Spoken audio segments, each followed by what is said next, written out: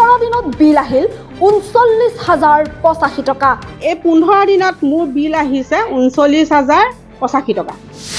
বিয়োগ কৰি হ'লগৈ 16,000 টকা। তেওঁলোকে মোক কৈছে যে আপোনালোকে এডজাষ্ট কৰিছোঁ আমাৰ ফালৰ পৰা আপোনালোকে 16,000 টকা এটা পে' কৰিলে হৈ যাব। মায়ে পেঞ্চন পায় 8-10 হাজাৰ টকা। তেওঁ 8-10 হাজাৰ টকা পেঞ্চন পায়। 16,000 টকা বিলেই দিব নে খাব? 16,000 টকাৰ তেওঁ দিব, লাইটৰ বিল দিব নে তেওঁ খাব? দেৰগাঁৱৰ 3 নং গোটত এটা পৰিয়ালৰ 15 দিনত স্মাৰ্ট মিটাৰত বিল আহিল 39,085 টকা। বিল দেখি চকু কপালত উঠিল গৰাকীৰ। বিদ্যুৎ বিভাগক জবাবদিহি কৰাত হিচাপ নিকাচ কৰি 16,000 দিবলৈ ক'লে বিল। পিছে গৰাকীৰ প্ৰশ্ন, 15 দিনত 16,000 টকা বিল দিম কিয়? অৱশেষত পুৰণি মিটাৰ ঘূৰাই দিবলৈ মুখ্যমন্ত্ৰীক আহ্বান ভুক্তভোগীৰ। ছাৰ, মোৰ স্মাৰ্ট মিটাৰ বিল মানে মই মান্থলি পে' কৰি আছোঁ, কেতিয়াবা 600, কেতিয়াবা 700, কেতিয়াবা যোৱা মাহত মোৰ 1100 কিমান টকা আহিছে। তেতিয়াই মই আপোনাৰ এই বিলটো মই দৰখাস্ত এপ্লিকেশ্যন কৰিছোঁ SDO ছাৰলৈ। কিন্তু এই 15 দিনত মোৰ বিল আহিছে 39,085 টকা। এই 15 দিনত 39,085 টকা মই কেনেকৈ ভৰিম?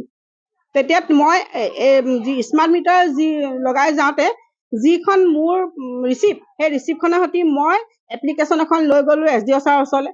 তেওঁলোকে চাই মেলি এডজাষ্ট কৰিছে। তেওঁলোকে কৈছে যে আমি প্লাছ মাইনাছ কৰি দিম। প্লাছ মাইনাছ কৰি তেওঁলোকে 22,802 টকা এটা তেওঁলোকে হেৰি কৰিছে, উলিয়াই পেলাই তেওঁলোকে কাটকুট কৰি পেলাই মানে মাইনাছ কৰি পেলাই উলিয়াৰ পাছত তেওঁলোকে মোক কৈছে যে আপোনালোকে এডজাষ্ট কৰিছোঁ আমাৰ ফালৰ পৰা আপোনালোকে 16,000 টকা এটা পে' কৰিলে হৈ যাব। কিন্তু সেই 16,000 15 দিনত আমি কি হিচাপত দিম? তেওঁলোকে হিচাপটো দেখাওক আমাক। তেওঁলোকে কি হিচাপে আমাৰ 15 দিনত আমাৰ স্মাৰ্ট মিটাৰ বিলটো কেনেকৈ লৈছে, ক'ত 15,000 টকা 16,000 টকা তেওঁলোকে হেৰি কৰিছে, সেইটো আমাক দেখুৱাওক। 39,000 কমি গ'ল 22,000, তাৰপাছত আহি গ'ল 16,000। এডজাষ্ট কৰিব কৈছে এইটো কথা। তেতিয়া শুদ্ধ কোনটো হ'ব? মই সেই বস্তুটো কনফিউজ হৈ আছোঁ যে শুদ্ধ কোনটো হ'ব। তেওঁলোকে খুব বেছি 1100, মই মানি লৈছোঁ 1,100 টকা, 1,000 টকা এটা তেনেকৈ আহিছে। মানে তেতিয়াহ'লে যদি 15 দিনত 1,100 কিমান টকা আহিছে, তেতিয়া দুমাহত আপোনাৰ 2,400 টকা হ'ব, 1,200 টকা ওচৰা-ওচৰি আহিছে। তেতিয়া 1 মাহত 2,400 টকা হ'ল। মই মানি লৈছোঁ 15 দিনত যদি সেইটো আহে তেতিয়া 1 মাহত 2,400 টকা, 1 মাহত 2,400 টকা বিলো নুঠে। কাৰণ সাধাৰণ মানুহৰ ঘৰত এটা ফ্ৰিজ বা ইনভাৰ্টাৰ বা মটৰ থাকে। সেইটো আমি আগৰ পৰাও চলাই আছোঁ, জানো কেনেকৈ বিল আহে, আৰু মোৰ পুৰা ৰেকৰ্ড আছে বিল মই পে' কৰা। তেতিয়াহ'লে এই 15 দিনত 39,085 টকা কেনেকৈ আহিলে? এইটো চৰকাৰ ৰাইজক ঠগি খোৱা বুদ্ধিয়ে হৈছে। এইটো মানে এই সাধাৰণ ৰাইজৰ মূৰত মাধমাৰ মাৰিছে।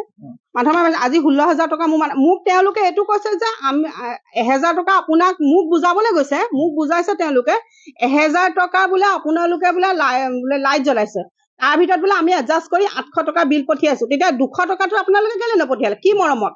মোৰ প্ৰতি কি উপকাৰ জাগিলে? নালাগে মোক, মই 1,000 টকা যদি আপোনালোকে 800 টকা বিল পঠিয়াব পাৰিছে, 1,000 টকা বিল পঠিয়াওক মোক, কাৰণ মই 800 টকা দিব পাৰিলে মই 200 টকাও দিব পাৰিম। আপুনি 16,000 দিব নে নিদিয়ে? নিদিওঁ, মই কোনো পধ্যে নিদিওঁ। কাৰণ মোৰ মা হৈছে এজনী পেঞ্চনাৰ আৰু তেখেতে বেমাৰী মানুহ। তেওঁ 8-10 হাজাৰ টকা পেঞ্চন পায়। 16,000 টকাৰ তেওঁ দিব, লাইটৰ বিল দিব নে তেওঁ খাব?